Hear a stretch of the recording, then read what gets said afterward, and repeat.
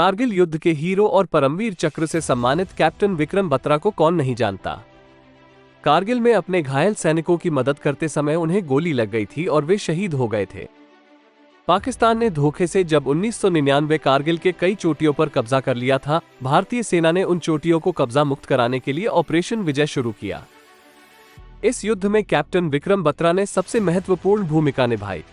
उनकी इस बहादुरी के लिए भारत सरकार ने मरणोपरांत कैप्टन विक्रम बत्रा को सर्वोच्च और सबसे प्रतिष्ठित पुरस्कार परमवीर चक्र से सम्मानित किया।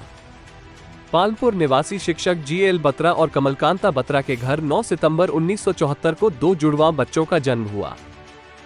माता कमलकांता की श्री रामचरितमानस में गहरी श्रद्धा थी। उन्होंने दोनों का नाम लव और कुश रखा। लव यानी विक्रम और कुश यानी विशाल। पहले DAV स्कूल फिर सेंट्रल स्कूल पालनपुर में दाखिल करवाया गया। सेना छावनी में स्कूल होने के कारण विक्रम प्रतिदिन सेना के जवानों को नजदीक से देखते थे। साथ ही विक्रम को सेना की वीरता की कहानियां, सीरियल और फिल्में भी खूब भाती थी। इसी कारण विक्रम में स्कूल के समय से ही देश प्रेम प्रबल हो उठा। स्कूल में विक्रम शिक्षा के क्षेत्र में ही अव्वल नहीं थे, बल्कि टेबल टेनिस में अव्वल दर्जे के खिलाड़ी होने के साथ उनमें सांस्कृतिक कार्यक्रमों में बढ़ चढ़कर भाग लेने का भी जज्बा था। 12वीं के बाद विक्रम चंडीगढ़ चले गए और DAV कॉलेज चंडीगढ़ में विज्ञान विषय में स्नातक की पढ़ाई शुरू कर दी।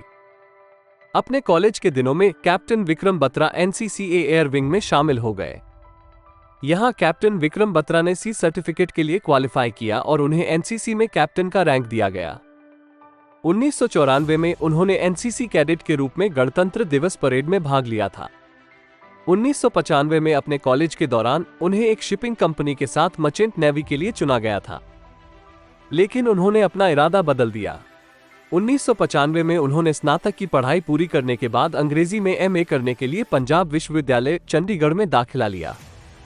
सेना में जाने के लिए 1996 में उन्होंने CDS की परीक्षा दी और इलाहाबाद में सेवा चयन बोर्ड द्वारा चयन हुआ। वो इस परीक्षा में चयनित होने वाले शीर्ष 35 उम्मीदवारों में से एक थे। भारतीय सैन्य अकादमी में शामिल होने के लिए उन्होंने अपने कॉलेज से ड्रॉप आउट किया। दिसंबर 1997 में प्रशिक्षण समाप्त होने पर उन्हें 6 दिसंबर 1997 को जम्मू के सोपोर नामक स्थान पर सेना की 13 जम्मू कश्मीर राइफल्स में लेफ्टिनेंट के पद पर नियुक्ति मिली। मार्च 1998 में उन्हें यंग ऑफिसर्स कोर्स पूरा करने के लिए इन्फेंट्री स्कूल में 5 महीने के लिए मध्य प्रदेश भेजा गया था। कोर्स पूरा होने पर उन्हें अल्फा ग्रेडिंग से सम्मानित किया गया और जम्मू कश्मीर में अपनी बटालियन में फिर से शामिल किया गया। उन्होंने 1999 में कमांडो ट्रेनिंग के साथ कई प्रशिक्षण भी लिए। कारगिल युद्ध के दौरान अपनी शहादत से पहले होली के त्योहार के दौरान सेना से छुट्टी पर अपने घर आए। यहां अपने सबसे अच्छे दोस्त और मंगेतर डिम्पल चीमा से मिले। इस दौरान युद्ध पर भी चर्चा हुई, जिस पर कैप्टन ने कहा कि मैं या तो लहराते तिरंगे को लहरा कर आऊंगा या फिर तिरंगे में लिपटा हुआ, पर मैं आऊंगा जरूर। 1 जून 1999 को उनकी टुकड़ी को कारगिल युद्ध में भेजा गया। हम्प व राकी नाब स्थानों को जीतने के बाद विक्रम को कैप्टन बना दिया गया।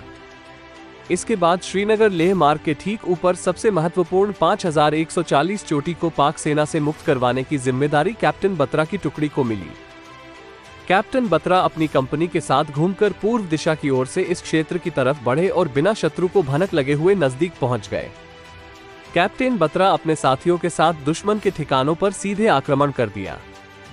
सबसे आगे रहकर दस्ते का नेतृत्व करते हुए उन्होंने बड़ी निडरता से शत्रु पर धावा बोल दिया और आमने सामने की लड़ाई में 4 दुश्मनों को मार डाला। बेहद दुर्गम क्षेत्र होने के बावजूद विक्रम बत्रा ने अपने साथियों के साथ 20 जून 1999 को सुबह 3:30 पर इस चोटी को अपने कब्जे में ले लिया। कैप्टन विक्रम बत्रा ने जब इस चोटी से रेडियो के जरिए अपना विजय उद्घोष ये दिल मांगे मोर कहा तो सेना ही नहीं बल्कि पूरे भारत में उनका नाम छा गया। इसी दौरान विक्रम के कोड नाम शेरशाह के साथ ही उन्हें कारगिल का शेर की भी उपाधि दी गई। अगले दिन चोटी में भारतीय झंडे के साथ विक्रम बत्रा और उनकी टीम का फोटो मीडिया में आ गई।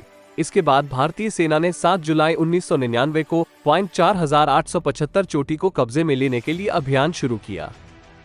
इसके लिए भी कैप्टन विक्रम और उनकी टुकड़ी को जिम्मेदारी सौंपी गई।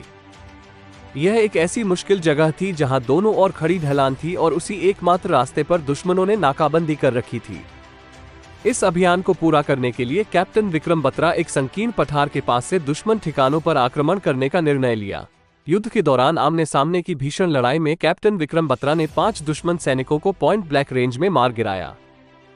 इस दौरान वे दुश्मन स्नाइपर के निशाने पर आ गए और गंभीर रूप से जख्मी हो गए। इसके बाद भी वे रेंगते हुए दुश्मनों पर ग्रेनेड फेंककर मौत के घाट उतार दिया।